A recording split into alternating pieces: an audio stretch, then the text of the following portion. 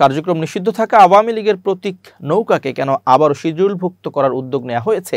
নির্বাচন কমিশনের কাছে সেই প্রশ্ন রেখেছেন স্থানীয় সরকারের উপদেষ্টা আসিফ মাহমুদ সজীব ভুঁইয়া। এই বিষয়ে মঙ্গলবার রাতে নিজের ভেরিফাইড ফেসবুক পেজে একটি পোস্ট দিয়েছেন তিনি। ওই পোস্টে উপদেষ্টা আসিফ মাহমুদ লেখেন, অভিশপ্ত নৌকা মার্কাটাকে আপনারা কোন বিবেচনায় আবারও শিডিউলভুক্ত করতে আইন মন্ত্রণালয়ে পাঠালেন?